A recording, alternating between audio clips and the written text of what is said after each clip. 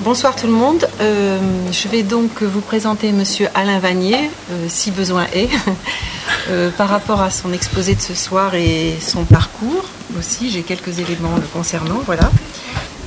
Bon, donc nous avons le plaisir et l'honneur d'accueillir ce soir, comme je disais, Monsieur Alain Vanier, qui est psychanalyste, psychiatre des Hôpitaux de Paris, anciennement, jusqu'en 96, et qui est professeur de psychopathologie à l'Université Paris Diderot. Donc, M. Alain Vanier est président du CRPMS, Centre de recherche psychanalyse, médecine et société, donc à l'Université Paris 7. Ancien président d'Espace Analytique, membre d'Espace Analytique depuis de nombreuses années, connu entre autres pour ses interventions à ce titre lors de séminaires et colloques. Donc, je citerai quelques-uns de vos ouvrages. Je ne prétends pas les avoir tous en liste. Donc, vous avez écrit Autisme, théorie et position de l'analyste, paru en 1993. En hommage à Frances Tastin, sur le cas clinique DIC de Mélanie Klein, un lexique de psychanalyse en 1998, Lacan 1900-1981, paru en 1998, traduit en 2000 par Susan Fairfield, production editor Robert D. Hack, une introduction à la psychanalyse parue chez Collin, dont la première édition date de 2005, puis en deuxième édition, Éléments d'introduction à la psychanalyse, paru chez Nathan en mai 2010. Introduction d'une nouvelle version sur les 3 essais sur la théorie sexuelle 1905-1924 dans la vie et l'œuvre de Freud, par Jacques Seda, paru en mai 2011 chez Flammarion. Et Mouvement de l'objet, paru dans le mensuel de l'école de psychanalyse des forums du champ lacanien, numéro 18, en septembre 2006. Donc, c'est quelques titres que j'ai retenus. C'est bien. Donc, dans votre ouvrage sur Lacan, vous nous retracez les principaux concepts lacaniens, nom du père, le nœud borroméen, le RSI, l'objet A, le stade du miroir, le signifiant, le trait unaire, le phallus, le mathème, etc. Donc, vous nous montrez comment Lacan incarnait la tâche du psychanalyste sans concession et comment il a pu dérouter ceux-là même qui suivaient son enseignement. Lacan qui se déterminait comme celui qui avait lu Freud et qui a donc réinventé la psychanalyse. Donc, étant donné que vous êtes président du CRPMS, je voulais dire quelques mots concernant ce centre. Donc, le CRPMS est composé d'une 40aine de chercheurs. Le comité de direction donc, comprend, outre vous-même, Paul-Laurent Assoun, Fethi Benslama, Sophie de Mijola, Christian Hoffman, François Villa, Marcos Zafiropoulos du CNRS. Donc le CRPMS a pour maître mot l'interdisciplinarité. Les chercheurs, selon leur projet, peuvent participer à plusieurs équipes en unité. Il existe 4 équipes internes. L'objectif de ces travaux est d'attirer des chercheurs de disciplines affines qui abordent ces mêmes questions avec des outils d'études différents. La complexité des demandes à l'adresse de la médecine, le recours à des psychologues ou à des psychiatres dans les services de médecine, faisant suite à un champ de travaux influents dans l'articulation entre médecine et psychanalyse, notamment ceux de Michael Balint et Ginette Rimbaud, a poussé à prendre en compte cette historicité.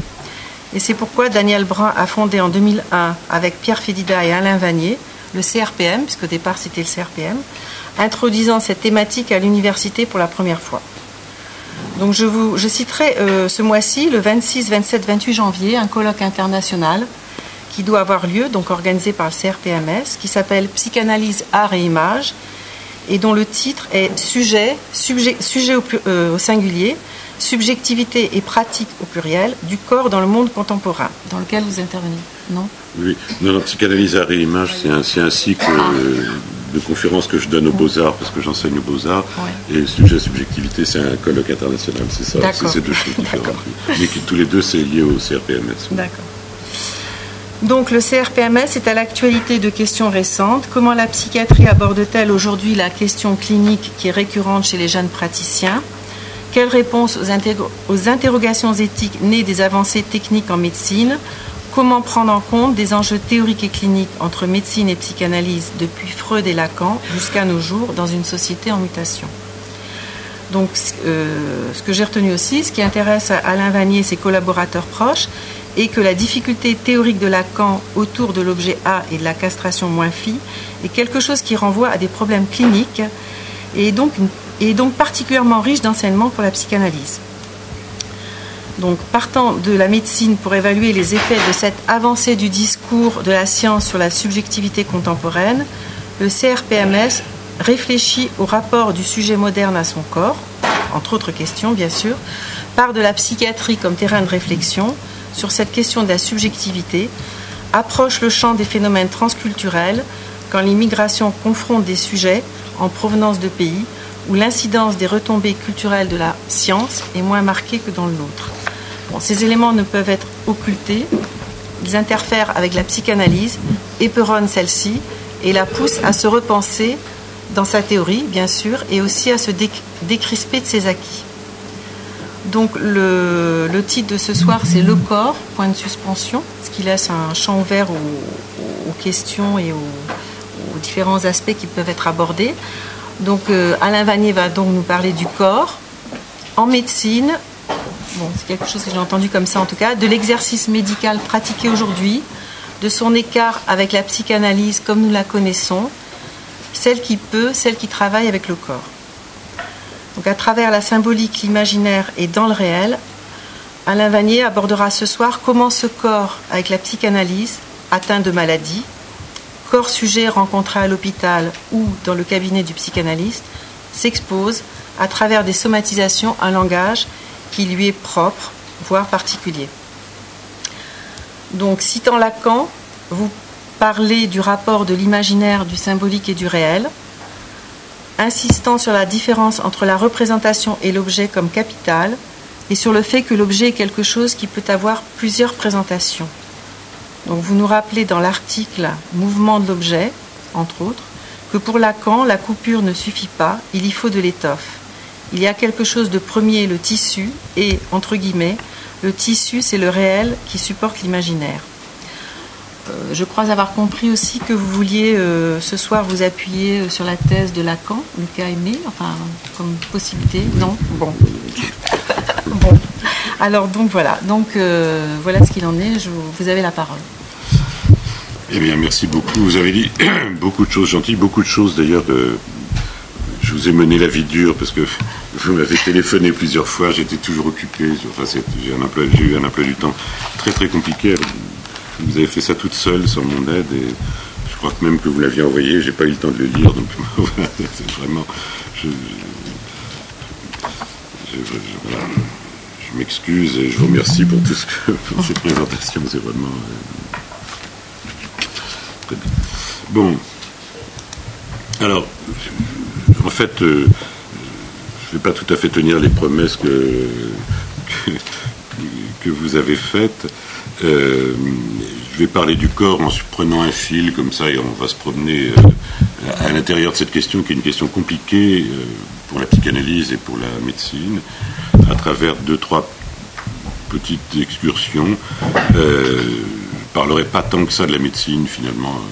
On a tellement dit, on a dit, redit, le corps moderne, le corps contemporain, etc. Donc j'en dirai un petit mot, bien sûr. Je ne peux pas faire autrement. Mais on ira plus on s'engagera un peu plus dans cette voie-là, si vous le voulez, avec vos questions, parce que je ne compte pas parler trop longtemps. Comme je le fais en général, vous pouvez m'interrompre si vous avez des questions qui vous viennent, des questions qui ne peuvent pas attendre la fin de l'exposé. Vous avez tout à fait le droit, c'est même bienvenu, parce que sinon on a des exposés ex cathedra, et je sais que c'est pas évident. Donc je vais dire des choses que je ne développerai pas nécessairement, donc ça peut être après, voilà, des questions. Je commencerai par une phrase. En fait, je vais tendre un peu, si vous voulez, notre conversation entre deux citations. La première est une citation de Nietzsche, si je ne m'abuse. Nietzsche dit « Nul ne sait ce que peut un corps ». Voilà. Alors, voilà, tout y est déjà. Hein, la question du savoir. Il y a quelque chose du savoir qui fait défaut concernant le corps. Il y a un défaut de savoir dans le corps. Il y a quelque chose en puissance dans le corps qui est, voilà, qui pourrait apparaître comme sans limite, dangereux. Oui, c'est une phrase assez formidable, parce que c'est pas une phrase de psychanalyste, c'est une phrase assez formidable, en écho d'ailleurs sur cette empuissance du corps qui pourrait être sans limite, etc. La réponse de Lacan tardive, Lacan pose la question de quoi avons-nous peur, et il répond de notre corps. Le corps comme lieu, précisément, comme source de la peur. Mais le terme de corps lui-même est un terme polysémique, vous le savez, ça veut... On l'emploie dans des tas d'expressions au figuré, chaque fois qu'on veut parler d'un regroupement. Il est très polysémique quand on passe d'un registre ou d'un discours à l'autre. Vous m'entendez? Ou sinon je peux hausser la voix. Et pas seulement quand on rencontre d'autres personnes qui s'occupent de ces questions, par exemple le médecin, le thérapeute corporel, tout ce qu'on veut, le psychométricien, le kiné, voilà. Il y a une polysémie difficile pour nous à l'intérieur même de la place que le corps peut avoir en psychanalyse. Et d'une théorie à l'autre en psychanalyse, il n'est pas sûr qu'on parle toujours de la même chose. De la même manière, chez Lacan, il y a autour du corps, communauté, il y a plusieurs apports. Ce corps était donc, vous savez, frappé d'une certaine cécité, parce qu'à une certaine époque, c'est parce que moi je me fais vieux, alors peut-être que pour beaucoup, il était question que la psychanalyse ne parle pas de ça. C'était très mal vu d'en parler en psychanalyse. C'était vraiment un sujet tabou, ça ne nous intéressait pas du tout, etc. C'est d'ailleurs un reproche qui a été fait aux psychanalystes, comme vous le savez, de façon régulière. Et pourtant, il faut le rappeler, Freud a été conduit à la psychanalyse par les hystériques, et pas seulement par ce qu'elle disait. Ce qui a accroché Freud, c'est le corps des hystériques. Il est allé, bien sûr, du côté de ce qu'elle disait, mais aussi de ce qui lui était offert. Si vous vous rappelez ce que racontait Didier Huberman, mais tous les témoignages qu'on a de l'époque, les présentations de malades de Charcot, ou même l'histoire de Louise, celle qui était une des malades favorites que présentait Charcot, et qui raconte comment, d'ailleurs, elle avait toujours l'impression, elle savait ce que le maître attendait, et elle offrait comme ça la grande crise hystérique avec Épistothénos, etc. Enfin, le fameux arc, etc. Et donc, ou même ce que Chobrac, selon les confidences de Freud, pouvait dire, ou même Breuillère, la question du corps est au cœur de cela. C'était un grand spectacle, comme celui qu'on voyait sur le boulevard du crime au XIXe siècle. Et c'était un grand spectacle, c'était un corps qui se donnait à voir. Et c'est vrai que, au fond, Freud, c'est vrai, écoute les hystériques, il leur donne la parole, un moyen de parler autrement qu'avec l'expression du corps. Mais enfin, c'est pas si simple que ça. Il interprète, il symbolise, et en même temps, c'est pas si simple que ça, puisque c'est ce qui se passe avec Anne-Nahom, et avec la plupart des cas qu'il y a dans les études sur l'hystérie, c'est que l'interprétation lève un symptôme, et il y en a un autre qui apparaît le lendemain. Ça ne s'arrête pas. Ça ne s'arrête pas simplement par le mystère ou par la vertu de la parole. C'est-à-dire que dès le départ, la question de la jouissance et la question du corps est un point qui interroge parce que ce que Freud rencontre, c'est le corps jouissant des hystériques. C'est-à-dire, bien sûr, quelque chose peut se dire à partir de là, mais ce qui est accroché au corps, effectivement, ne se réduit pas simplement à la parole. Même si c'est un effet de la parole. Souvenons-nous aussi que Freud, très tôt, et au fond, c'est une des différences peut-être avec Lacan, c'est quand même intéressant de voir que, puisqu'on parle de la question de la jouissance, au fond, on peut remarquer que Freud, le juif, a d'emblée eu affaire à la question de la jouissance, c'est ce que je voudrais vous montrer, mais qu'il ne l'a pas théorisé, tardivement, à regret, avec la pulsion de mort, il a fallu la guerre de 14-18, etc. Et encore, la pulsion de mort, c'est une manière de dire qui est quand même un peu compliquée. Alors que Lacan, le chrétien, qui commence la psychanalyse avec une pastorale, la parole pacifiante, on est en plein, voilà, c'est un Lacan quasi chrétien, voilà, sera celui qui théorisera précisément ce qui fait que la cure, que précisément l'abord strict par le signifiant est un abord qui conduit à tourner en rond, encore qu'on ne peut pas, contrairement à ce qui se dit aujourd'hui, on ne peut pas se passer de cet abord-là. C'est par là qu'on a à en passer, mais c'est vrai que ça ne suffit pas. Or, cette question du corps, toute la question du corps, si on voulait, j'aurais pu développer le topo entièrement là-dessus, toute la question que nous pose le corps est rassemblée dans ce qui est l'élément fondateur de la psychanalyse, qui est le rêve de l'injection faite à Irma. Rappelez-vous ce que dit Freud. Il voit dans la gorge d'Irma d'extraordinaires formations contournées. Rappelez-vous, hein, il est médecin, c'est un médecin qui lui fait voir ça, et tant qu'on est dans l'anatomie, ce sont les cornets du nez, etc. Tant qu'on est dans l'anatomie, on nomme. Et puis, il y a un moment où on ne peut plus nommer. Il y a là-dedans d'extraordinaires formations contournées, de larges escarres de blanc grisâtre, quelque chose qui échappe au savoir. Le savoir, c'est un recours. La connaissance elle-même, c'est un recours. Moi, je me souviens, quand j'étais en médecine, je me suis retrouvé dans un service d'anapathe où j'avais, chaque matin, après avoir pris mon petit déjeuner, le mort de la nuit à l'hôpital à autopsier. Je dois dire que ça vous fait un très curieux effet. On a beau avoir fait déjà pas mal de médecine, tu as connu ça. Quand on arrive dans la salle, vous étiez déjà dans les sous-sols. Il y avait un garçon de salle un peu étrange, et que vous arrivez, il est en train de découper à la scie circulaire le crâne du Maccabée. Il y a un truc vraiment un peu difficile. Donc vous récitez le Rouvière, vous récitez l'anatomie en ouvrant le corps pour échapper à la prise imaginaire dans laquelle vous êtes, qui est terrifiante. Or là, Freud, non seulement tout défaille, le savoir lui échappe puisque c'est plus nommable, mais en plus les autres, l'autre, comme lieu du savoir, défaille aussi, puisque si vous vous souvenez dans le rêve, il appelle auprès de lui un certain nombre de petits autres, d'autres médecins, supposés plus compétents, qu'est-ce qu'il y a dans la gorge d'Irma, et tout le monde est sec, il y a vraiment une faille à ce niveau-là. Comment se termine le rêve? C'est pas rien non plus.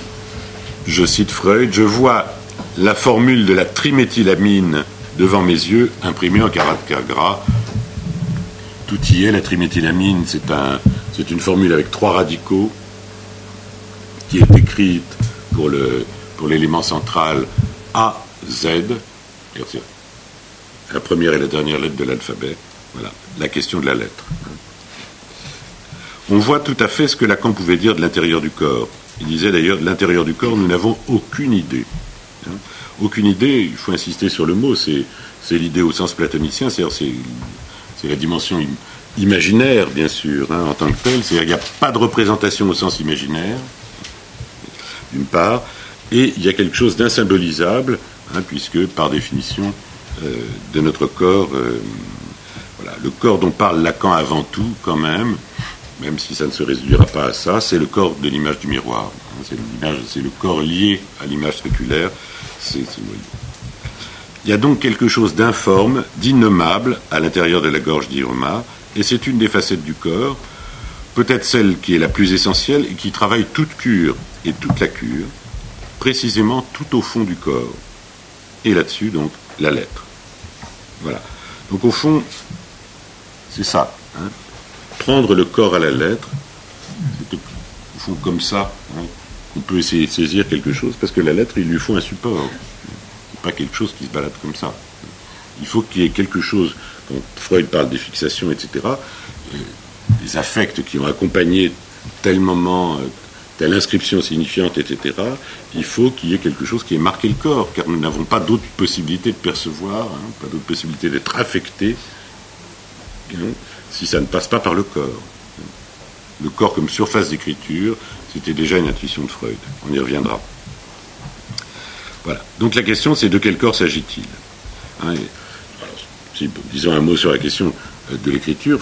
Rappelez-vous que pour Freud, l'inhibition à l'écriture, par exemple, qui affecte beaucoup de monde, tout le monde en principe un peu quand même, pour Freud, ça s'interprétait en tant que l'écriture était un acte incestueux, faire couler de l'encre sur la page blanche, c'est comme violer le corps maternel. Car la première surface blanche sur laquelle quelque chose s'inscrit pour le sujet, c'est bien le corps de la mère. Voilà. Alors là aussi, quand on parle du corps, pour le sujet, Infants, quel est le premier corps? Corps du sujet, corps de la mère, quelle est l'articulation? Il y a une formule de Lacan qui dit, je le cite, c'est dans la rencontre des mots avec un corps, avec son corps, que quelque chose se dessine. Voilà, se dessine. Voilà, on ne peut pas mieux dire peut-être pour aborder la question de la lettre. Alors, ne vous inquiétez pas, je ne vais pas vous dire le corps c'est. D'ailleurs, je peut utiliser le jeu de mots, le corset. Voilà, on pourrait corseter la théorie du corps. Et la théorie psychanalytique nous corsette un peu. C'est un des dangers aujourd'hui.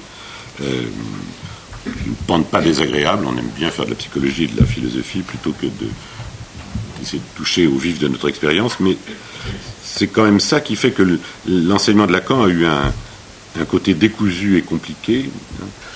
Justement, c'est un enseignement qui ne fait pas corps. On ne peut pas dire, bien sûr, chacun s'efforce dans son coin, c'est même ça le problème des commentateurs, et je m'inclus là-dedans.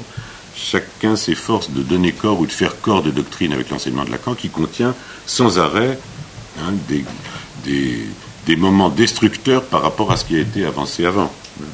Quand je disais qu'il a cherché à dérouter ses élèves, dès que quelque chose, surtout à partir de la fin des années 60 et du début des années 70, quelque chose commençait à faire doxa, Lacan arrivait au séminaire suivant et faisait tout voler en éclats.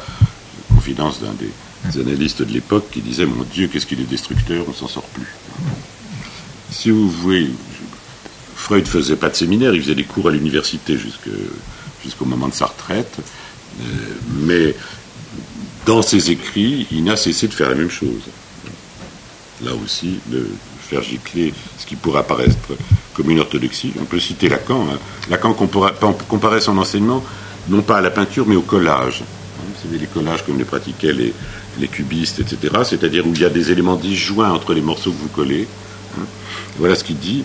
Il dit les sutures, les trous, les disjonctions, etc., c'est ça qui est aussi essentiel que la part bien construite du papier qu'on vient de coller sur autre chose. Sinon, on vire à l'orthodoxie, même si certains aujourd'hui à nouveau s'en prévalent, c'est toujours peu ou prou une orthopédie pour la psychanalyse. Alors, le corps, c'est ça, c'est une première approche, on va y revenir, je vais faire sans arrêt des mouvements ditus et breditus. Il y a l'autre versant du corps. Je me souviens que mon ami Seda avait une fois fait référence à une lettre des années 80 de Freud, où Freud commençait le schéma. Écoute Israël. Or, dans cette lettre de Freud, dans le schéma, il y a une référence à la destruction du temple, comme précisément ce moment où, à partir de l'arrachement à la terre et de l'arrachement au corps qu'est le temple, eh bien, ce qui apparaît, c'est la voix. La voix apparaît au moment où le temple est détruit. C'est la voix comme signifiant qui va faire corps du peuple. On dit, pour un groupe, on dit faire corps. Là aussi, s'unifier. On verra que ça a pris plusieurs significations dans le judaïsme. Peut-être. L'idolâtrie, c'est toujours ça. Et c'est ça le sens de cet arrachement concernant le temple et la terre. L'idolâtrie, c'est toujours ça, c'est toujours une idolâtrie du corps. L'homme, disait Lacan, constitue le monde à l'image de son corps. Il a même une jolie formule. Il disait, il le corporéifie. Voilà. Nous corporéifions le monde. Et c'est ça le fond de toute idolâtrie. Il n'y en a pas d'autre. Et au fond, c'est pas la place qu'a pris la question du corps dans la modernité qui démentira. C'est pour ça d'ailleurs que la psychanalyse n'est pas une initiation, sinon elle vous proposerait de faire corps. Et c'est un des dangers qui peut guetter les communautés analytiques, même s'il faut bien qu'il y ait un petit effet d'unification. Mais il faudrait que ce soit une unification qui ne crée pas une unité. Voilà, on fait communauté, mais on devrait être finalement comme la communauté dont parlait Blanchot, une communauté introuvable, c'est-à-dire, comment ? Inavouable, oui, c'est parce que j'ai fait un truc il y a longtemps sur ça, et alors j'ai joué là-dessus. Inavouable et introuvable, absolument. Puisque, au fond, nous nous réunissons autour de quelque chose qu'on ne peut pas mettre en commun. Le problème des psychanalystes, c'est ça. C'est pour ça que la théorie prend cette consistance.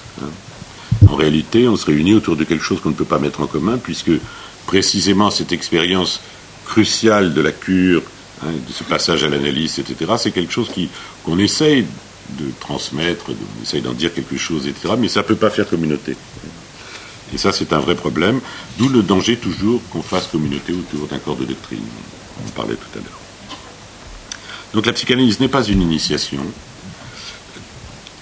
pas plus une initiation théorique, ni une initiation à une pratique ou à un savoir-faire, ou une technique qu'on pourrait se transmettre comme ça de main en main, parce qu'elle n'est pas un mouvement pour s'équivaloir au phallus. toute initiation, c'était une interprétation de Lacan, mais c'est juste, si vous relisez Vernant, par exemple, ce qu'il dit sur les mystères d'Éleusis, etc., toute initiation a cette valeur-là, de s'équivaloir au phallus.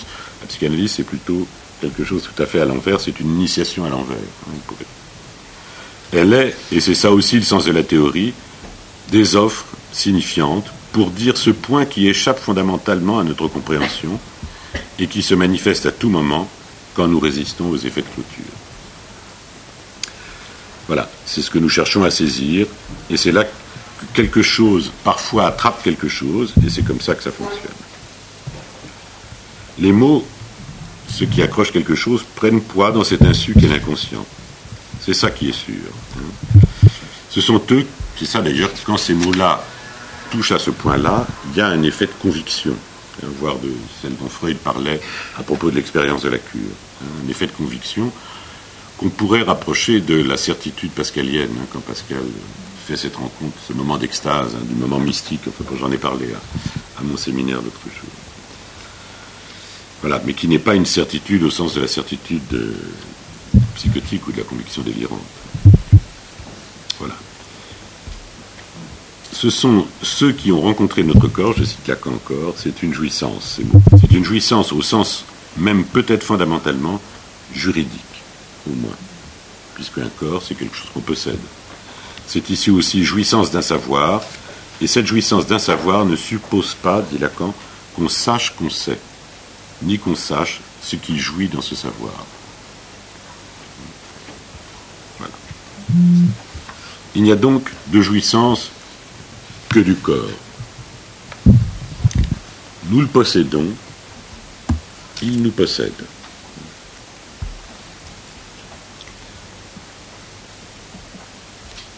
Alors, on n'a pas tous le même corps, évidemment.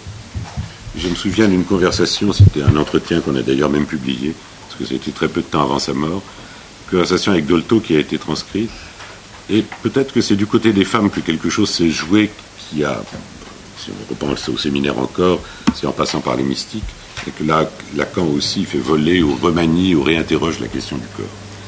Et Dolto était persuadé que Freud, il y a toute une part de l'expérience ou de ce que Freud aurait pu vouloir savoir qu'il n'a pas pu savoir, et qui tenait pour lui au fait que c'était un homme. Freud, je la cite, Freud n'a pas compris parce que c'était un homme. Il n'a pas compris, par exemple, que ce qui était en jeu chez le petit Hans, il n'a pas compris ce qui était en jeu chez le petit Hans. Il s'est arrêté à la question génitale, phallique. Et je me souviens d'ailleurs, c'est vrai, que dans mon expérience à Bonneuil, puisque moi j'ai commencé comme ça, j'étais antipsychiatre avant de devenir psychiatre. Mes notes commençaient à rebours. Eh bien, pour les jeunes stagiaires femmes en particulier, il y avait une précipitation, un collage et une aisance aussi avec les enfants autistes, souvent très beaux, fascinants et captants, alors que moi-même et la plupart des garçons avions une certaine difficulté avec ces enfants. Je me suis précipité vers les adolescents, travailler avec eux au début, et c'est seulement au bout d'un certain temps que j'ai pu commencer à travailler un peu avec les autistes. C'était quelque chose de très difficile. Voilà.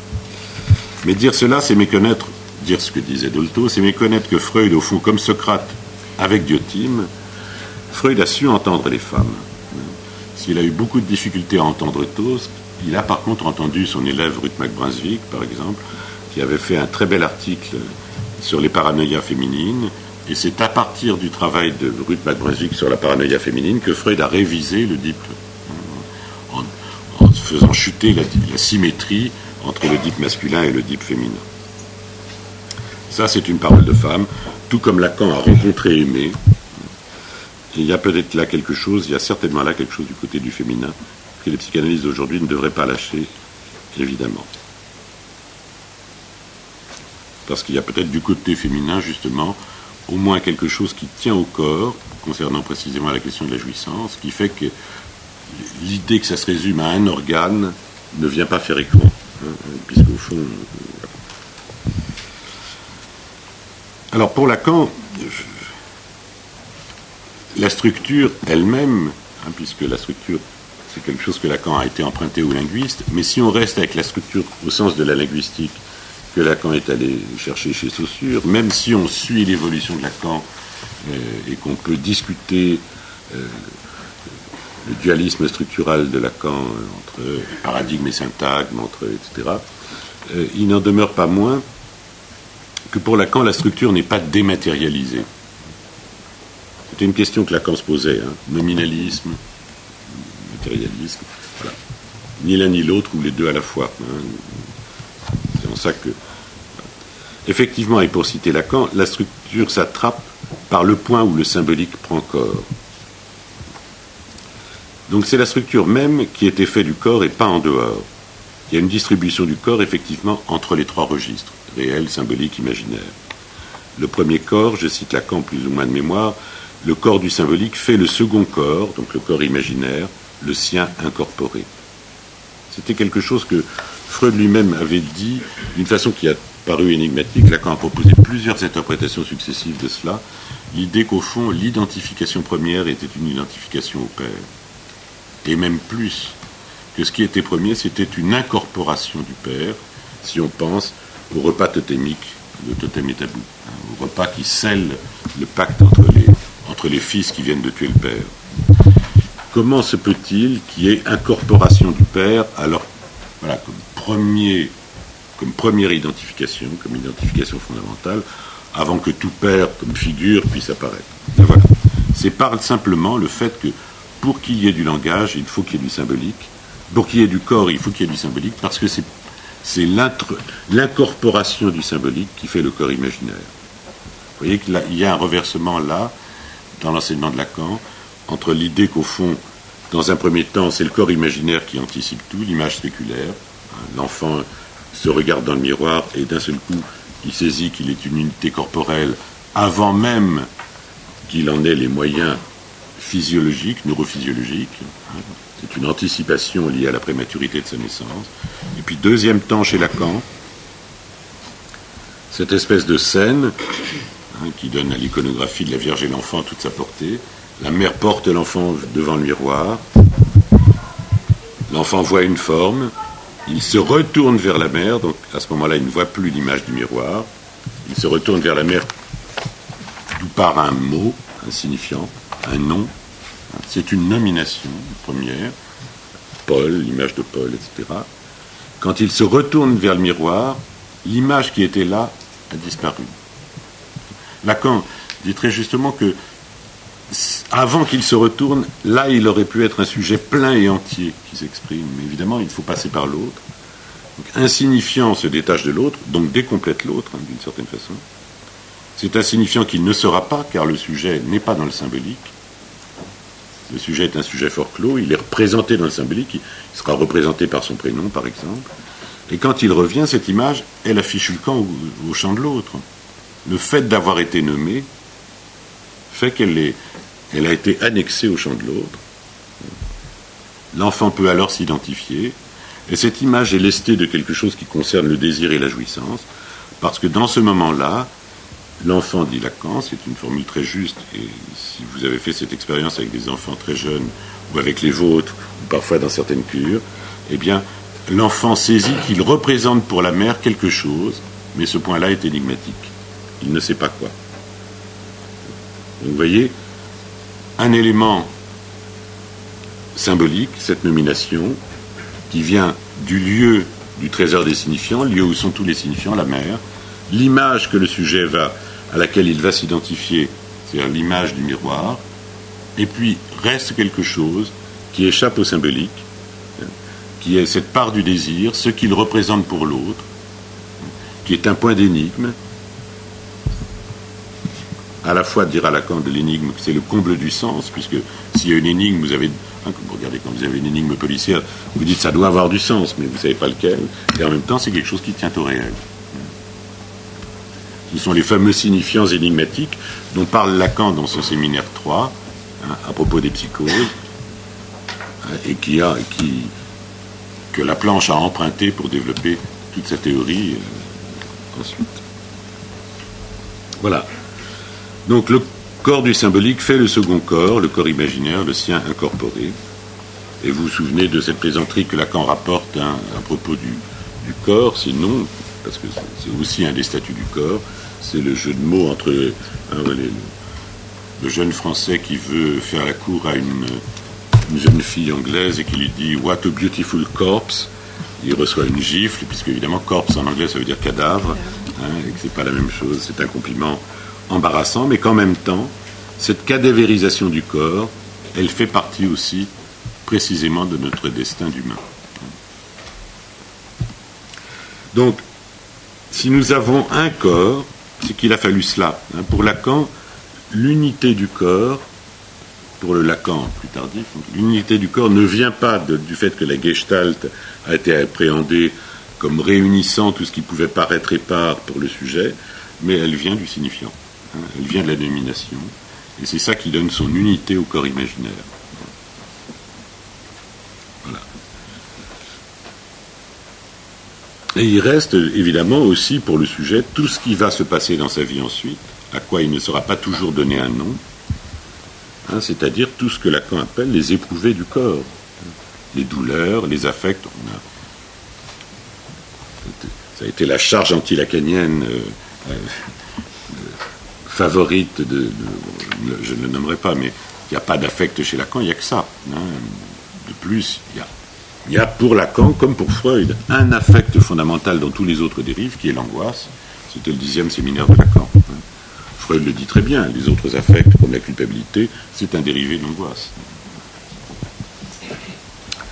Voilà. La douleur, c'est par exemple, puisqu'on revient au petit Hans, l'effet d'effraction que font les érections du Vivi-Macher, du fait pipi, du zizi du petit Hans, cet effet d'effraction dans le corps qu'il ne sait pas nommer,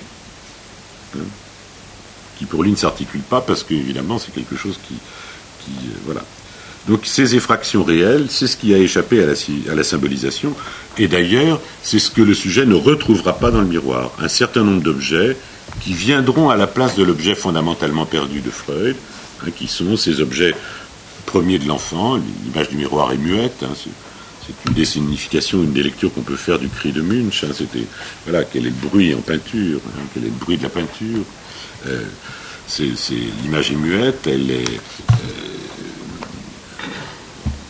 comment dire, vous n'y retrouvez pas le sein, mais le trou de la bouche, et on se voit toujours dans le miroir, disait Dolto, ça lui paraissait très important, c'est pour ça qu'elle disait que les fesses avaient une telle particularité, et la pulsion anale, une telle spécificité, c'est qu'on ne les voit pas dans le miroir.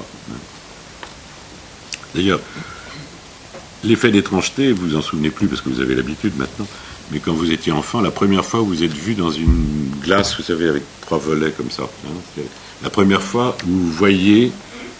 Et là, vous avez toujours un sentiment d'étrangeté. Alors on déplace, on dit, c'est parce que je me suis vu de profil, c'est affreux, je me suis vu de 3/4, quelle horreur, etc. Pas du tout. Ce que vous voyez, que vous ne voyez pas dans le miroir, c'est que vous vous voyez voir. Parce que dans le miroir, où vous regardez vos yeux, vous voyez voir vos yeux, ou quand vous regardez le reste du corps, vous ne vous voyez pas voir. Les yeux sont absents. Les yeux sont crevés. C'est d'où l'effet aussi très pénible que vous avez quand vous êtes enfant de vous regarder sur les films de famille, généralement, enfin moi je ne sais pas, peut-être que les enfants d'aujourd'hui ont changé parce que les miens sont grands, mais ils avaient horreur de ça, donc du coup j'en faisais plus. Mais le moment où la famille se réunit pour, voilà, l'anniversaire, machin, c'est pas du tout, voilà. Alors, ce qui opère la fonction séparatrice, c'est ce qui tient à la question phallique, c'est-à-dire à ce qui est lié au père, et c'est parce que ces objets ne sont pas retrouvés dans le miroir, parce qu'ils ont été lestés d'une signification de perte. Voilà, parce qu'ils ont été phallicisés. Il n'en demeure pas moins qu'il reste quelque chose en permanence, et que ce symbole qui a été apporté par le père, je vais pas reprendre la métaphore paternelle, etc., ce symbole, qui est aussi un organe, il a une fonction très précise, c'est de faire un joint entre le langage et le corps. C'est un joint inadéquat, ça ne fonctionne pas tout à fait bien, parce il y a toujours du reste, etc., du parasitisme, mais enfin c'est comme ça que ça tient, au moins dans la névrose. Dans la psychose, c'est un autre problème, on en dira peut-être un petit mot tout à l'heure. Voilà, le corps c'est ça. Et il faut partir de cette idée-là, parce que c'est ça que nous vivons dans le monde de la science et des techniques, c'est que le langage, la parole, la lettre, pour ça qu'il ne faut pas non plus... On entend beaucoup de sottises sur ça, mais la fonction du signifiant, c'est de cadavériser le corps. On dit c'est pas vivant, etc. Mais non, c'est la fonction de la lettre. D'ailleurs, c'est une intuition d'un philosophe pas très à la mode chez nous pour des tas de raisons, mais c'était une intuition assez étonnante, d'un philosophe italien qui s'appelait Vico, qui pensait que pour lui, parce que la question qui s'est beaucoup posée aux hommes du XVIIIe siècle, évidemment, on commençait à être perturbé, pas comme on l'est aujourd'hui, avec les problèmes des animaux, faut-il les mêmes droits de l'homme pour les bonobos, voilà, jusqu'où ira-t-on si on donne aux bonobos. Vous savez, il y a un débat aujourd'hui, si vous tenez au courant de l'actualité, s'il y a des choses quand même assez rigolotes. Eh bien, de la même manière, la question était où commence l'humanité? Est-ce que c'est parce qu'on connaît le feu, le langage, etc. Pour Vico, l'humanité commençait avec la sépulture. Voilà. Eh bien, c'est exactement l'idée de Freud. Totem et tabou, le père de la horde. Freud dit bien que c'est la horde darwinienne. Pour lui, c'est l'orang-outan, il est demi-animal. C'est la préhistoire. L'histoire, ça commence avec le meurtre du père. Et qu'est-ce qui reste du père quand il est mort? Ce qui va rester de vous tous quand vous allez mourir, un nom sur une pierre tombale. Le totem, c'est ça. Le totem, même si le nom n'est pas inscrit sur le totem, même si ce sont des symboles, il n'empêche qu'il a toujours un nom. Il a parfois même tellement un nom que c'est un nom qu'on n'a pas le droit de prononcer, mais enfin, il a un nom. Et voilà. C'est ça qui marque l'humanité. Alors, il y a encore autre chose d'important, qui est le corps, parce que le corps comme jouissance, ça a eu un nom, par exemple, dans la chrétienté. C'est une des forces de la chrétienté de s'être occupé de ça, mais après les Grecs, eux, savaient ça radicalement, mais nous vivons sous un régime où, au fond, en Occident chrétien, il y a un partage fondateur qui est le partage entre le corps et la chair. Je renvoie à un commentaire remarquable de saint Paul par Marie-Josée Monzin. Pour elle, c'est le fondement d'un antisémitisme qui est consubstantiel au christianisme, puisque la vocation d'universalité du christianisme faisait qu'évidemment les juifs qui ne se convertissaient pas, c'était des résistants. Donc il y a un antisémitisme consubstantiel au christianisme. Quelqu'un comme Bernanos a pu dire, par exemple, en parlant d'Hitler, il disait « Mais monsieur Hitler a déshonoré l'antisémitisme ». Voilà, on dit que ce n'était pas nouveau. Donc, pourquoi? Parce que ce qui est fondateur, c'est la répudiation de la chair, c'est-à-dire la répudiation d'une jouissance au profit du corps. Il faudrait rentrer plus précisément dans Paul. Mais ce corps devient d'ailleurs, pour le chrétien, le corps, c'est l'Église. Il n'y a qu'un corps, c'est le corps du Christ, dont l'Église, alors métaphore n'est pas vraiment le mot, mais le corps de l'Église, c'est le corps du Christ, d'ailleurs dans la communion, etc., etc. C'est l'Église dans laquelle nous sommes. Et cette répudiation de jouissance, évidemment, elle est fondamentale. C'est pour ça que la démocratie chrétienne, c'est pas un parti que je vous indique, mais la démocratie chrétienne, c'est pas la démocratie athénienne. C'est une oligarchie. Il fallait un préalable comme celui-là. Et les foules prennent corps et font corps sur ce modèle-là aussi, sur le modèle de l'Église. La répudiation de la chair fait qu'effectivement, du coup, revient sans arrêt, et la religion d'amour, fait que du coup revient sans arrêt cette jouissance rejetée et parasite. Toute l'histoire peut le montrer. Il y a un tableau de Bruegel comme ça qui s'appelle Les Juifs. Vous avez une série de têtes empilées les unes à côté des autres. Vous avez ce sont des visages jouissants avec des nez busqués, etc., effroyables, à côté de ce que Bruegel a pu peindre de beaucoup plus pacifique quand il s'agissait des petites balades sur la glace, dans la neige. Voilà. Et la jouissance est du coup attribuée à l'autre, ce qui est une formule classique. C'est une des premières significations chez Lacan, une des significations qui ne répudiera pas de la notion de jouissance de l'autre. La jouissance de l'autre, c'est que nous attribuons à l'autre, c'est le fondement de toutes les ségrégations, de tous les racismes. La plus fondamentale, c'est après tout la ségrégation dont sont l'objet les femmes, la ségrégation des sexes, mais enfin en même temps il y a une ségrégation nécessaire, c'est-à-dire que nous attribuons à l'autre, c'est l'histoire de Tirésias, une jouissance dont nous sommes dépossédés. Si vous écoutez le discours, le vrai discours, pas les discours rationnels, etc., mais les vrais discours sur le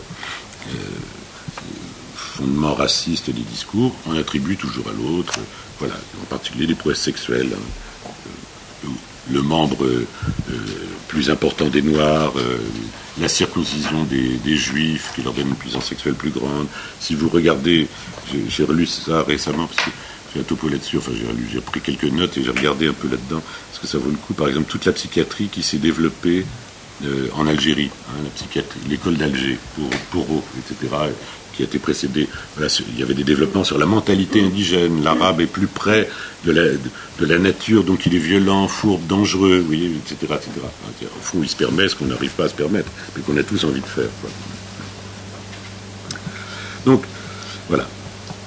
C'est une origine ancienne de la modernité. La modernité recycle un certain nombre de choses qui sont déjà là depuis toujours, peut-être avec des barrières qui ont changé de modalité, ça on pourra en parler tout à l'heure. Cette cadévérisation que produit le signifiant, c'est évidemment ce qu'on retrouve dans la médecine moderne. Ou plutôt, si vous voulez, la médecine moderne en est une conséquence. Parce que Lacan, reprenant le texte fondateur de Foucault, La naissance de la clinique, montre bien que cette médecine moderne scientifique qui s'est fondée sur Bichat, elle s'est constituée sur le moment du cadavre, qui est un moment éphémère, parce que le cadavre, on ne le reste pas longtemps. Ensuite, c'est un moment éphémère entre la vie et la décomposition. Voilà.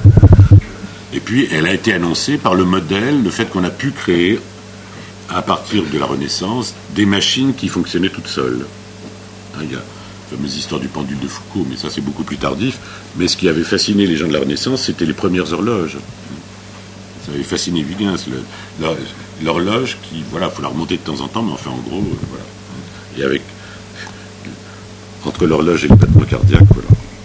Lacan, dès 67, avait rappelé à plusieurs reprises aux médecins que le corps c'est aussi fait pour jouir. Mais il ne faut pas faire aux médecins ou à la médecine contemporaine de mauvais procès, ou alors il faut avoir la radicalité, j'ai oublié son nom, d'un philosophe nietzschéen contemporain, j'oublie son nom, qui au fond propose de renoncer aux soins de la médecine contemporaine. Comment ? Oui, voilà.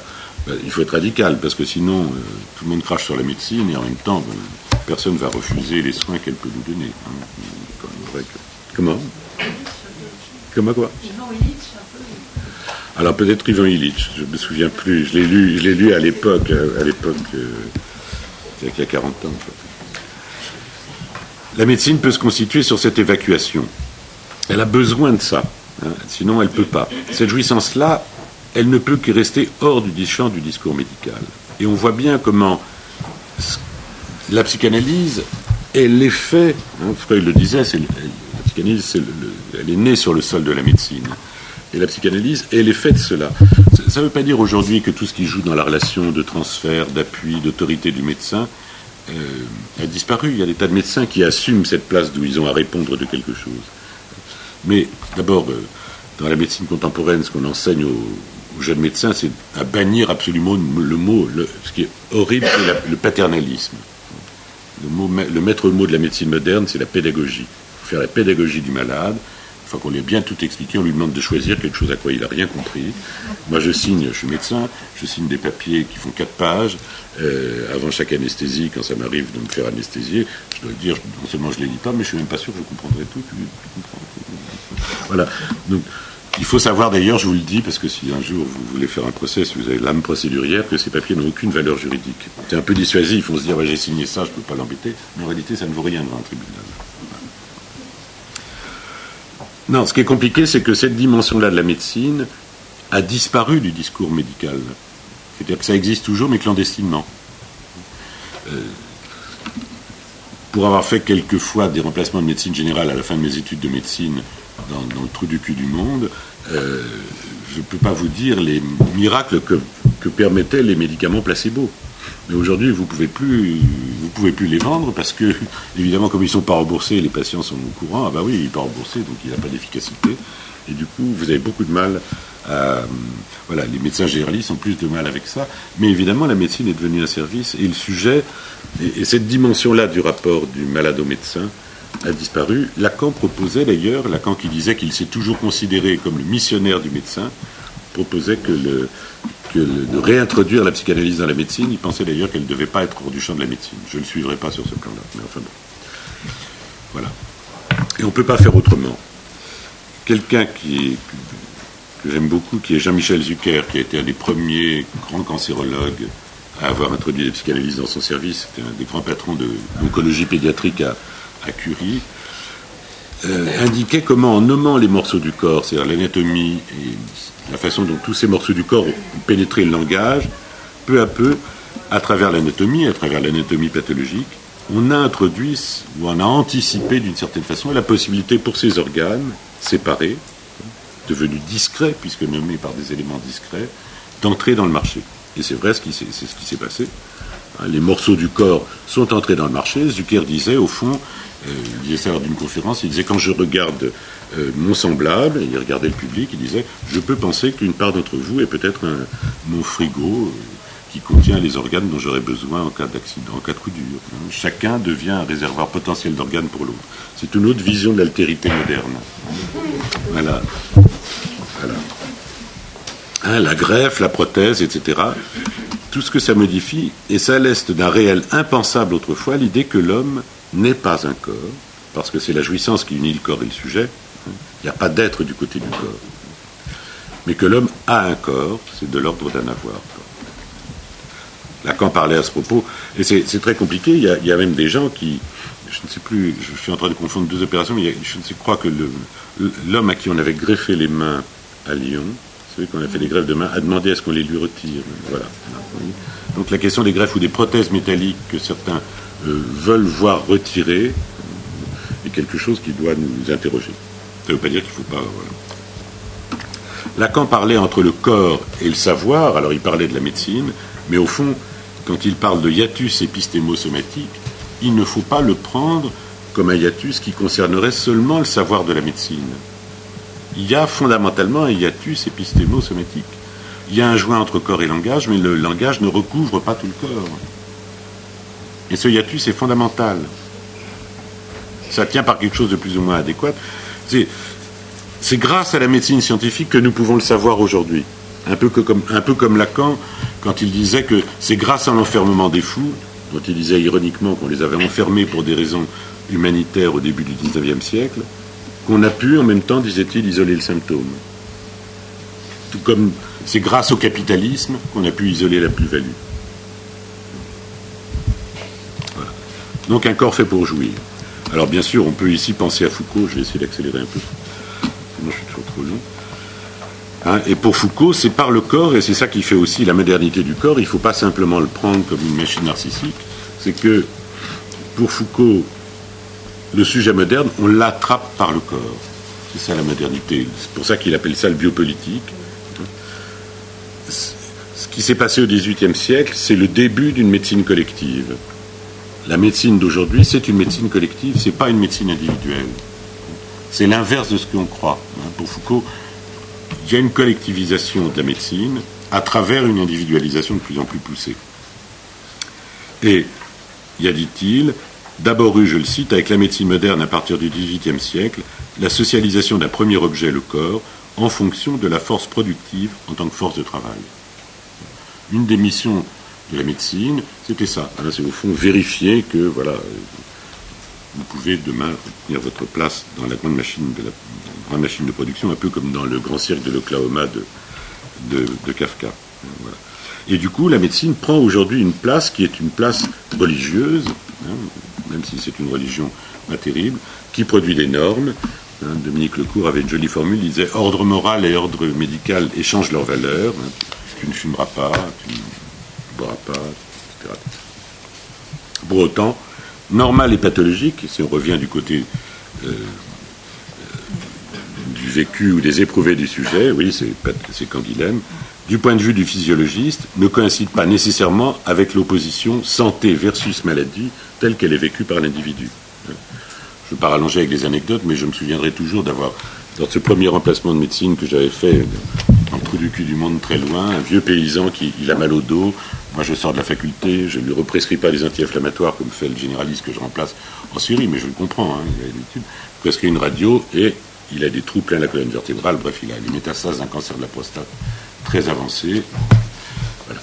Et je lui donne l'adresse d'un service à Lyon, parce que j'étais en pleine montagne, moi, je lui dis il faut aller se faire soigner, c'est très important, etc. Bon.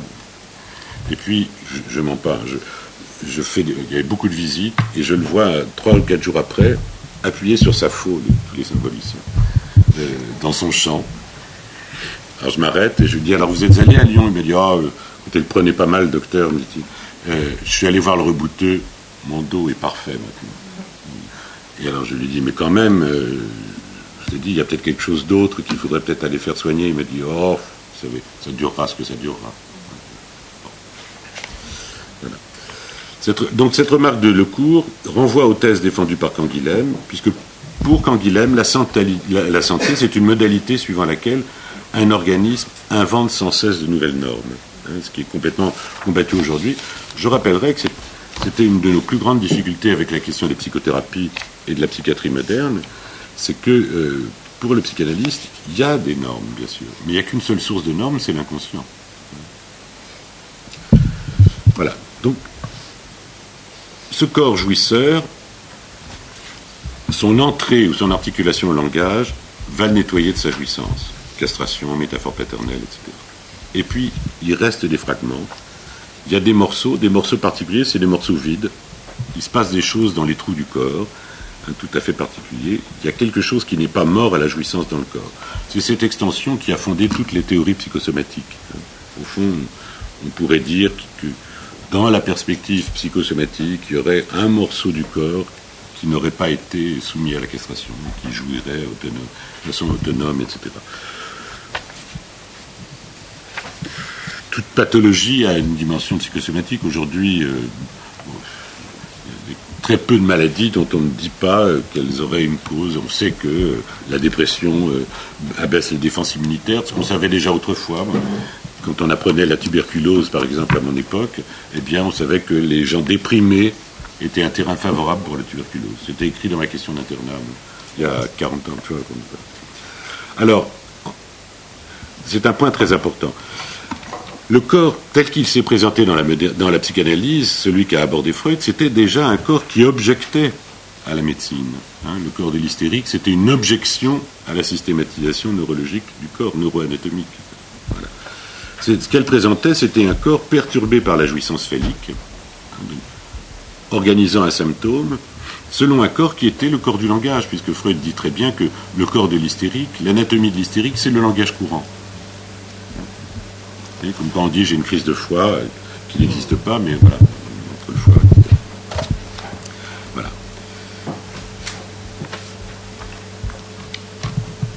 Alors, aujourd'hui, il y a un corps d'un côté réparable, toujours jeune, on peut toujours vous faire quelque chose de nouveau, chirurgie esthétique, corps démantelé, réparé, reconstruit, bref, le corps idéal qu'on cherche désespérément à conserver à tout prix. Et puis la modernité aussi a produit un envers, qui autrefois existait mais était caché. Cet envers, c'est le corps déporté, le corps du déporté.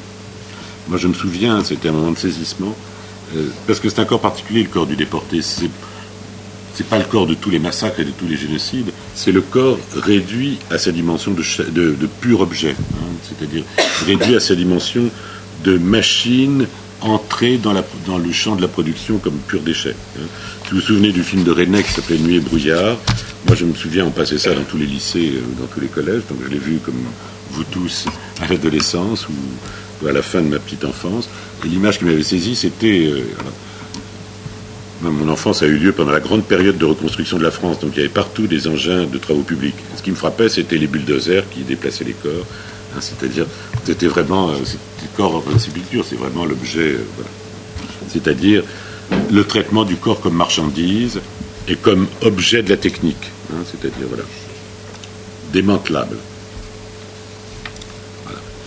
Alors, ce que la psychanalyse nous montre, c'est ça que j'essaie de vous dire, c'est qu'au fond, ce qui fait tenir le corps, c'est le fait qu'il est troué, justement. On le voit très bien. Pankow avait une jolie formule, quand il travaillait avec les schizophrènes, il disait, les schizophrènes, il faut leur faire un cul. Voilà. Eh bien, c'est tout à fait ça, et c'est du même ordre pour certains psychotiques. C'est variable d'une psychose à l'autre, et chaque psychotique, la psychose aussi, quand on dit les grands mots comme ça, on unifie des choses qui sont extraordinairement variées. Mais le schizophrène, c'est quelqu'un qui, précisément, ne trouve pas de lieu à la parole. Il n'y a pas le joint phallique, ce joint qui fonctionne plus ou moins bien pour le névrosé. Ça ne fonctionne pas. Son corps, il est soit pas troué du tout, hein, et face aux montées de tension, parce que c'est à ça que servent les trous du corps, ils servent à être des lieux où la pulsion peut trouver un moment de satisfaction à travers un objet qui s'y présente, c'est-à-dire une voie de décharge, et ce corps voilà, pour lequel il n'y a pas de décharge possible, eh bien, il va le trouer. Il peut le trouer en s'auto-suicidant, s'éventrant, les piercings, les scarifications, voire, ce qui n'est pas rare, c'est l'émasculation. À l'époque où on les médiquait moins, ce n'était pas du tout rare. Voilà, trouver un moyen. Voilà. Soit c'est un corps troué uniquement, il y a un seul trou qui fonctionne pour le corps et qui vaut pour tous, soit c'est surtout un trou pas bordé, pas cerné par le langage, et c'est d'ailleurs une des tâches de ce qu'on peut essayer de faire dans l'analyse de ce type de patient. C'est différent dans la paranoïa, où là il y a un corps, on pourrait dire, unifié, gonflé, là il n'y a pas de phallus qui fait le joint avec le langage, il est le phallus, c'est le corps mégalomane qui envahit le monde entier, etc. Et on voit d'ailleurs, concernant la clinique un peu courante qu'on a, je pensais au transsexualisme par exemple, dans la perspective de la psychose concernant la question du corps, autant il était vrai que la plupart des transsexuels de la grande époque que Lacan a connue, notre ami Marcel Sermac, étaient automatiquement des psychotiques. C'est vrai qu'on pouvait, ce modèle s'appliquait plus ou moins bien, mais plutôt pas mal à la plupart de ces patients. Les transsexuels d'aujourd'hui, ou d'ailleurs ils ne sont même plus transsexuels, ils sont intersexuels, il y a des choses... des opérations faites à moitié, etc. Je pense au travail qu'avait fait justement quelqu'un de mon labo, qui a fait un très joli travail sur le transsexualisme à partir de 10 ans d'expérience à Foch, où on pratique toutes les réassignations. Eh bien, aujourd'hui, il y a des effets d'offre dans le social qui, du coup, font que, voilà, des travestis ou des gens un peu, voilà, des hystériques vont aller se faire bricoler le corps plus ou moins un petit peu, etc., etc. Donc, méfions-nous de cette tendance que nous aurions d'un épinglage à fabriquer un épinglage ailleurs. Voilà. De toute façon, on faisait ça autrefois. C'est comme ça qu'on traitait les grandes crises psychotiques aiguës, dès le début, dès le début de la psychiatrie. Le chemin à Paris, quand vous avez crise psychotique aiguë, vous arrivez au CHU du coin. Généralement, si c'est trop lourd, on vous les envoie au CPOA, ou alors vous allez directement au CPOA et ensuite à l'hôpital psychiatrique. Eh bien, autrefois, c'est comme ça. On commençait par l'Hôtel-Dieu, là, on vous gardait quelques jours, on vous saignait à blanc. Le traitement, c'était la saignée. Et vous arriviez calme à Charenton, un truc, puisqu'évidemment, vous étiez tellement anémié par toutes les saignées que vous avez. Voilà. Alors, je voudrais terminer avec quelque chose concernant cette question du corps, qui concerne toujours la psychanalyse. La psychanalyse se fonde donc d'un pas touché, qui a pu faire croire à notre désintérêt du corps.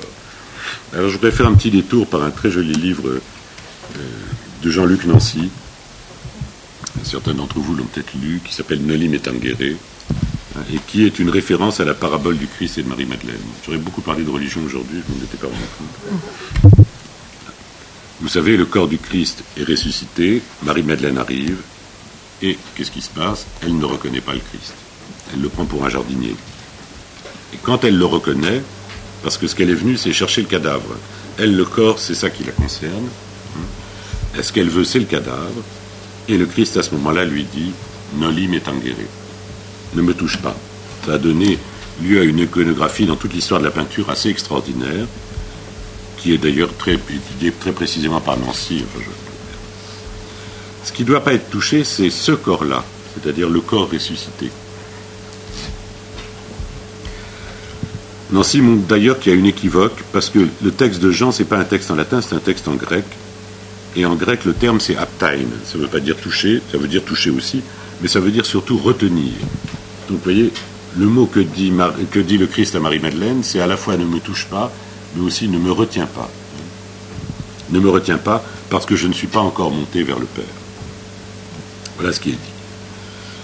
Il y a donc deux corps, je cite Nancy, et un corps de gloire et un corps de chair. Vous voyez, on retrouve au fond un peu la stéréographie des corps suivant les registres chez Lacan. Ces deux-là se distinguent. Il dit, je cite Nancy encore, l'un est la levée de l'autre, l'autre est la mort de l'un. Or, ce qui est vrai, c'est que, et Nancy le souligne, et c'est vrai, si vous regardez, si vous êtes amateur de peinture, en général, sauf chez quelques peintres, j'allais dire tordus, non, mais un peu à part, Marie-Madeleine, elle est toujours représentée avec une extrême sensualité. C'est toujours vraiment, c'est quand même prostituée, enfin c'est ambigu, quand même, c'est quand même une drôle de nana. Et, je cite Nancy, il dit, c'est le corps charnel, parce que c'est quand même ça, qui révèle le corps glorieux. Les deux font une sorte de couple mystique, puisqu'ils ne se touchent pas. Ils se touchent finalement sans se toucher.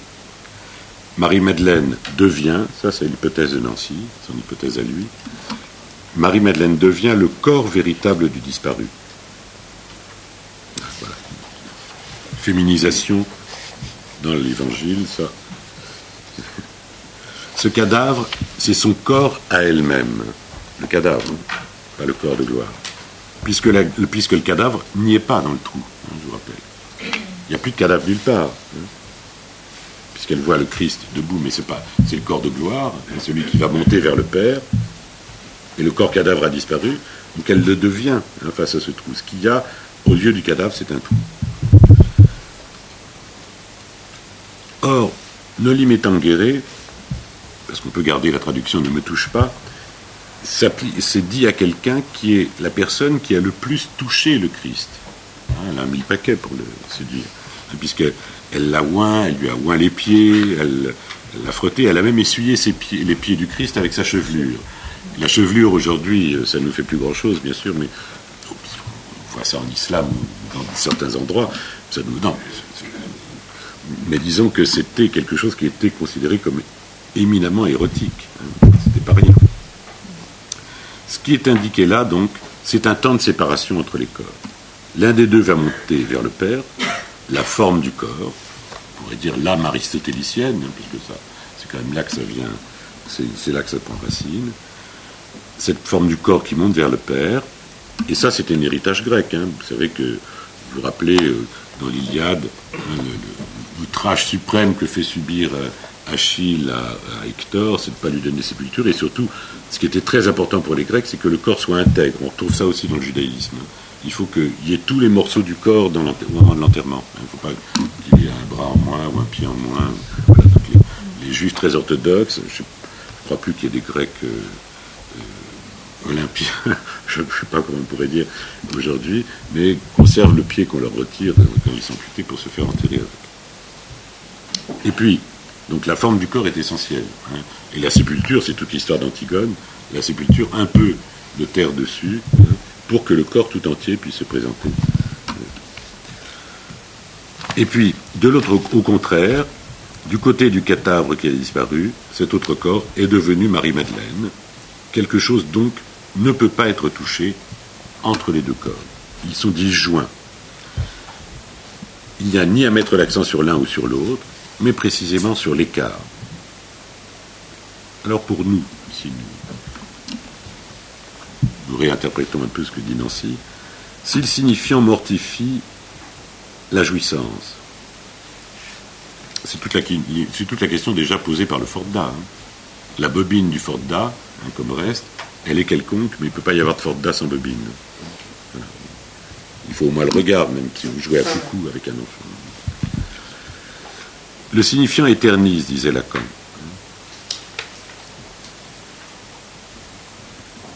Il éternise, et même, dit Lacan, il annule la vie, mais pas toute. Voilà. Il y a un reste de jouissance. Pour Lacan, la vie, c'était ça, le chancre. Prenez l'exemple du cancer, par exemple, évidemment. C'est prolifération de vie. Et c'est ce que fait la science et la lettre, c'est-à-dire... C'est une œuvre de mort, au sens propre du terme, ce qui n'est pas nécessairement uniquement négatif. Et le point, jouissance de la vie, ou cette question de la vie, tout ça tourne autour de la question de la vie et du vide. Puisque, au fond, nous n'avons un corps qu'organisé par du vide, par les trous du corps, par le tube digestif, toute la topologie de Lacan autour du tore, autour de la bande de Möbius, etc. Et l'équivoque entre vide et vie, puisque Lacan l'a fait, même si on l'a refait récemment à propos de lui-même, vie de Lacan. l'équivoque sur les mots est essentiel. Je cite Lacan, pour terminer, puisque je vous ai dit que je terminais là-dessus. Et pas plus la science, pas plus nous les psychanalystes, insiste Lacan, nous ne savons ce que c'est que la vie. C'est vrai que la biologie a beaucoup avancé, mais il n'y a aucune définition possible de la vie, pour l'instant. Nous ne savons pas ce que c'est que d'être vivant, dit Lacan. Sinon qu'un corps, cela se jouit. La vie en tant que telle est impénétrable. Eh bien, cette ignorance, ce vide ou ce trou dans le savoir, c'est le point focal autour de... Même différemment, il a une figure différente chez tous les autres, mais prenons-le, donnons-lui une valeur générique. C'est ce point central, ce vide, effectivement, autour de quoi tout tourne. Voilà. D'abord, Freud voulait pas citer très peu de philosophes. Il a un problème avec Kant un peu particulier, mais il citait très peu de philosophes parce qu'il ne voulait pas que la psychanalyse soit une philosophie. Freud était un scientiste. C'est pas faux de dire que si Freud a découvert la psychanalyse, c'est parce qu'il croyait en la science. Et d'ailleurs, il pensait qu'il fondait une science. Ça, je ne suis pas sûr, je ne crois pas. C'est un contemporain. Ah ben voilà, alors, donc voyez. Alors, cette phrase, je l'ai eu non, c'est une phrase de Spinoza. Alors c'est très bien. Merci de rectifier, parce que je n'étais pas sûr non plus que j'ai dit ça au début. Je sais que je l'ai lu dans Deleuze, voilà, pour dire les choses exactement. Mais comme Deleuze a fait un très bon ouvrage, plusieurs même sur Spinoza et Anne. Comment non, mais c'est pas contradictoire. Je crois que Freud prétendait ne connaître, non seulement ne pas être hostile à la philosophie, mais en plus prétendait ne connaître rien à la philosophie. Et tout le monde sait, tous ses biographes savent aujourd'hui que c'est faux, puisqu'il a traduit des ouvrages de philosophie, il a suivi les cours de Brentano. Enfin, il avait des connaissances, mais de la même manière qu'il s'est toujours présenté comme un neuroanatomiste, il n'était pas psychiatre, mais enfin, il a été un interne dans le service de Ménert. Enfin, il y a un brouillage de pistes là, de ce point de vue-là, un peu compliqué. D'autre part, il faut le dire, c'était pas le cas de Lacan. Freud était un classique, parce que, bon, qu'il n'ait pas lu Nietzsche à l'époque, bon, ça peut se comprendre, c'était un siècle. Mais, par exemple, il a toujours dit qu'il refusait de lire Schnitzler, qui était pourtant son voisin. Enfin, ils habitaient tous les deux à Vienne à la même époque. C'était un médecin, vous voyez, donc en plus, il disait, j'ai peur de lire quelque chose qui sera trop près de moi-même. Bon. Et de la même manière, il n'y a pas, dans les goûts de Freud, dans ses goûts artistiques ou culturels, etc., il n'y a par exemple pas, enfin quand même, il a été leur exact contemporain. Vienne, c'est pas, comment dire, c'est pas Pékin, vous voyez, il n'y a pas 30 millions d'habitants. Vienne, c'est pas si grand que ça. Il n'y a pas un mot sur la sécession, par exemple, qui a été quand même le mouvement artistique extrêmement important à Vienne, Kokoschka, Klimt, etc. Et voilà, Freud, c'était les classiques, c'était sa bibliothèque, c'est clair, c'est Shakespeare, Heine. Heine est déjà un des plus modernes. Goethe, avant tout, Shakespeare, Goethe. Ses goûts en peinture sont pareils, c'est Michel-Ange, voici. C'était pas un moderne de ce point de vue-là. Ça, c'est un des paradoxes les plus étonnants, mais c'est vrai. Sur Freud, Nietzsche, etc., c'est une grande question qui a occupé beaucoup de gens. Il connaissait Schopenhauer, mais sur la question du corps, alors à la fois ce que Houchang vient de dire et ce que vous venez de dire très justement, je vais reprendre un peu, dire quelques mots pour resituer tout ça. C'est vrai, j'ai parlé beaucoup du corps de la religion et du corps de la science, finalement, par rapport pour situer le corps de la psychanalyse. C'est un enjeu parce qu'il y a une solidarité paradoxale entre science et religion, dont il ne faut pas faire, qu'il ne faut pas rejeter. D'abord, il y a un certain fonctionnement dans notre culture de la science comme religion. On attend de la médecine des prouesses et à la limite, mourir aujourd'hui, c'est un échec médical. C'est même parfois vécu comme ça par les médecins. En tout cas, c'est vécu comme ça. Un patient dont la femme est en train de mourir, elle a un cancer incroyable, et il vient, il dit mais c'est incroyable, ils peuvent rien faire, c'est pas possible, c'est inimaginable.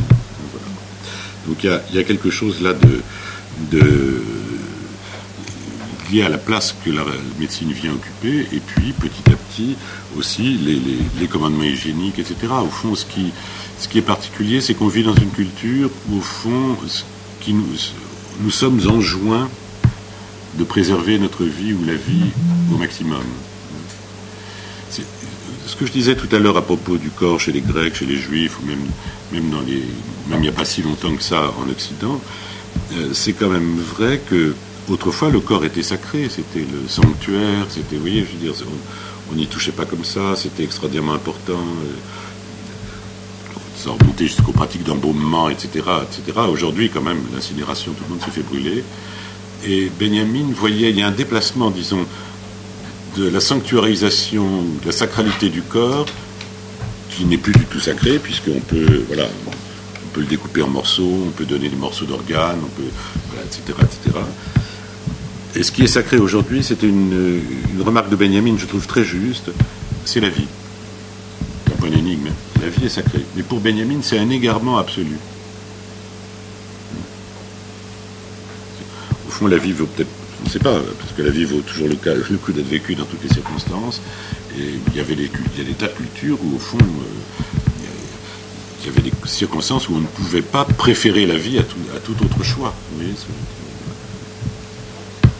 donc ça, c'est un aspect très important de la modernité, parce que ça situe quelque chose, au fond c'est une façon de dire ce que Lacan disait, que d'une certaine manière notre jouissance aujourd'hui ne se situe plus du grand autre mais du petit A, c'est-à-dire évidemment du fragment de jouissance.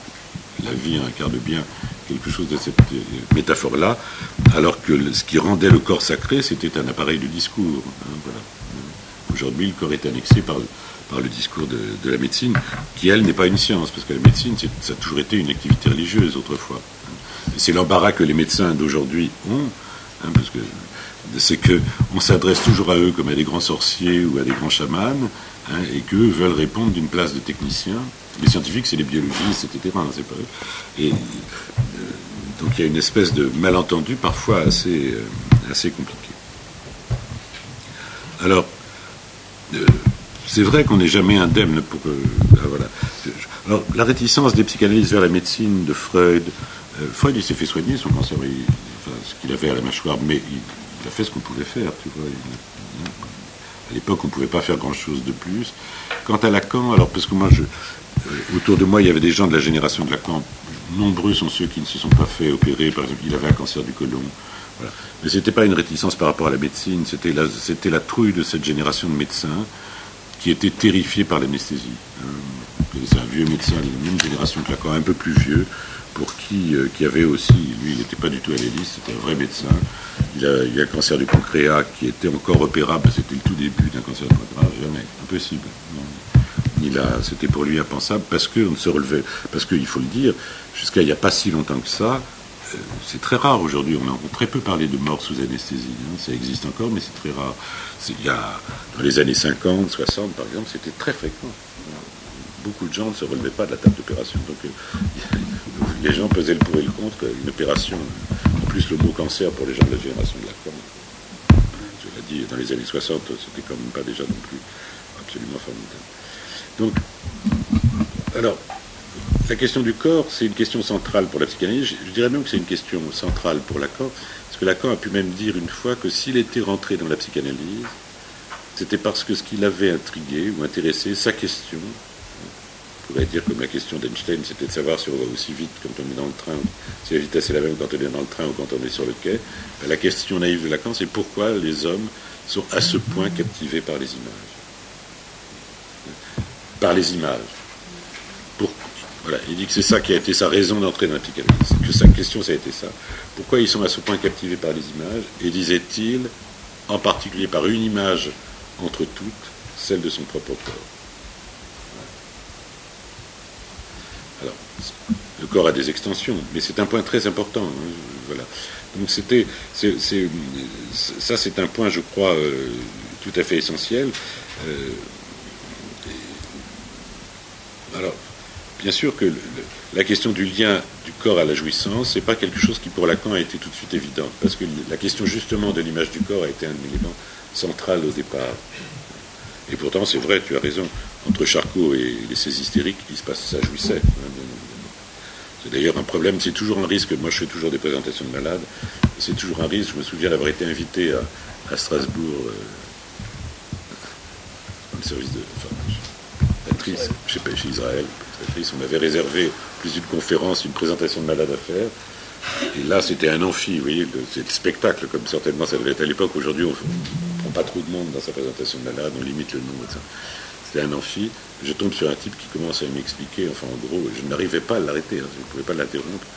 Il posait des questions, comment il s'était fait sodomiser, entrer des trucs dans les oreilles, dans tous les trucs du corps. Et petit à petit, il se tournait vers le public, et il y a des femmes qui sont sorties pour aller vomir, tellement c'était abject. Et voilà. Donc la jouissance, il peut se trouver parfois des rencontres que la présentation de malade n'a pas fait.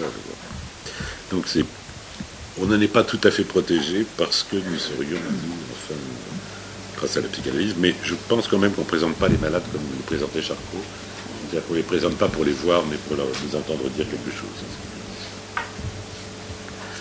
Alors, sur la question du corps des psychotiques, il y a beaucoup de théories, dont certaines sont très très intéressantes. Par exemple, Marcel Czermak, puisqu'on parlait de lui, a une théorie, il pense que le corps des psychotiques, il a une théorie mono-orificielle de la pulsion. C'est-à-dire que tous les orifices ne sont pas différenciés. Alors c'est vrai que chez certaines, dans des psychoses, mais des psychoses très particulières ou dégradées, il y a des phénomènes comme qu'on appelle par exemple le pica. Ce sont des gens qui mangent du gravier, etc. Moi je me souviens d'une patiente que le service avait fait avorter parce qu'elle était tombée enceinte il y a longtemps. Et quand elle est revenue, elle bouffait tous les mégots. Parce qu'à l'époque on fumait beaucoup en psychiatrie. Voilà. Ou ces patients qui d'un seul coup se mettent à peindre avec leurs excréments. C'était l'histoire de Mary Barnes. Oui. Voilà. Etc., ou mangent leurs excréments. Voilà. Mais évidemment, ça ne rend pas compte de tout, si ce n'est peut-être la formule la plus générique, c'était ça, c'est que l'idée que le corps n'est pas trouvé, puisque pour Lacan, il y a un objet qui n'est pas un objet mondain, qui est un objet qui n'est pas empirique, qu'on déduit logiquement, qui est l'objet ptita, voilà, qui est au fond le répondant de l'objet toujours déjà perdu de Freud. Au fond, le paradoxe de la psychanalyse, c'est qu'elle se construit autour de...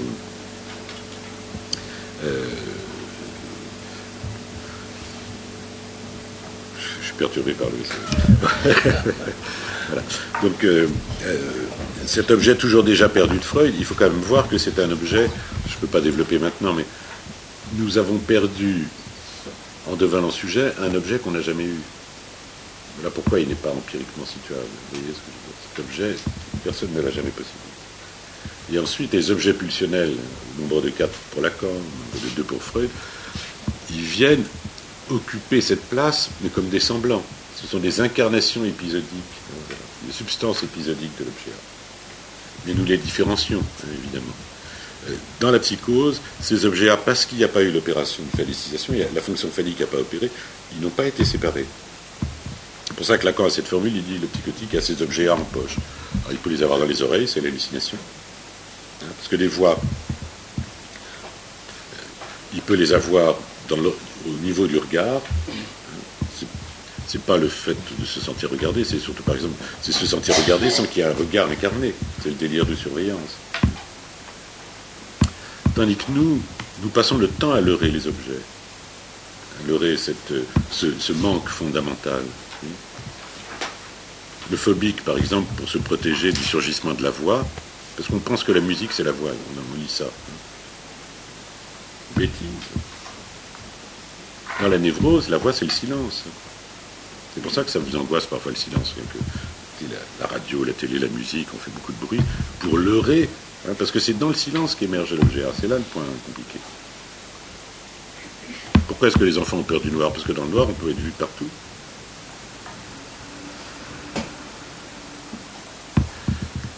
Dans le délire de surveillance, c'est ça.